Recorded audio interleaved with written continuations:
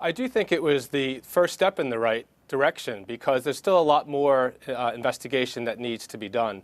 Look, I refer to 21st Century Fox as 19th Century Fox because I represent over 20 former and current employees in all sorts of sexual harassment, retaliation, race discrimination claims.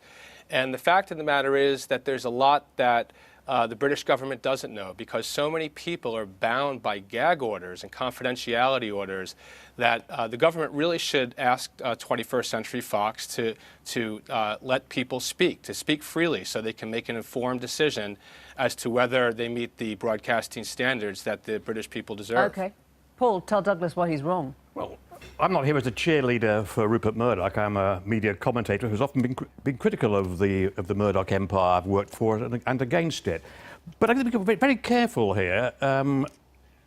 What's happened in America, which I agree, is pretty scandalous and disturbing, but does it have to translate to the UK situation? Sky News, an award-winning channel. I'm one of the judges of the RTS Awards, and like the BBC, Sky produces some tremendous journalism.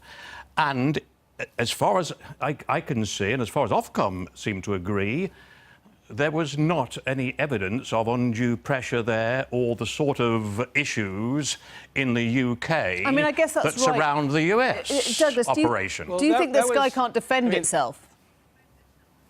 Well, I mean, the decision that Ofcom originally made was before we filed a lawsuit on behalf of Rod Wheeler. But they were aware of the, unless they didn't view the international media, it involved they were a very aware. complicated. It involved a very complicated set of facts, but the bottom line was that Fox News was creating fake news. And what you really have is you have the Murdoch empire from top to bottom. This isn't just Fox News. This is also the New York Post. This is everything that the Murdochs touch. They, in your opening remarks and before I came on, you said that Fox has claimed there's been a complete overhaul. There has not been a complete overhaul. Bill O'Reilly, Roger Ailes left with $60 million. They continue to try and fight the real victims of these cases. The head of the legal department at Fox News is still there. Well, the head why of would we the want that here? Because we have a regulatory system here where the Foxification of Sky News in the UK, could not happen. I think it's quite correct that the government, and I'm sure Karen Bradley ran this by Theresa May, I think because of the political sensitivity surrounding this, because we have a minority Tory government, and because either side on this one, when the CMA report back in 6 months' time, whichever way they recommend, it's going to be almost certainly legally challenged by one side or the other. So it's probably a wise move by the government to take this step.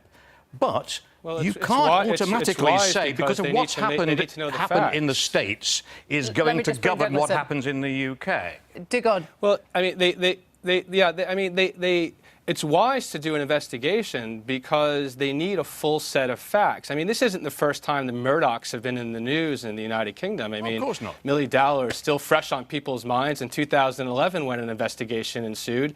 And I think there's going to be a lot more. I suspect that in the coming days, we're going to see more news about the Murdochs and Fox News and how they control it and what's still going on at Fox News. And I think that the CMA really should take a close, hard look at it. There's no reason to believe, frankly, that they're going to operate Sky any differently than they've operated every other entity. What would we miss, then, if this deal doesn't go ahead? I think the media landscape in this country would not benefit from purely having the excellent BBC and ITN News. I think the loss of Fox News, I can't see anyone else. If the Murdochs pulled out, for example... You said the loss of Fox News. Oh, sorry, the loss of Sky. But sorry. Is that Freudian? Do you think it becomes Fox News? Fox News could not be replicated on Sky.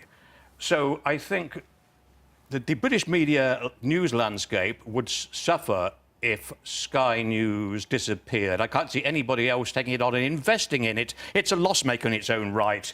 It's propped up, obviously, by the other commercial interests of the Sky business. Last word, Douglas. We've nearly run out. I don't see what.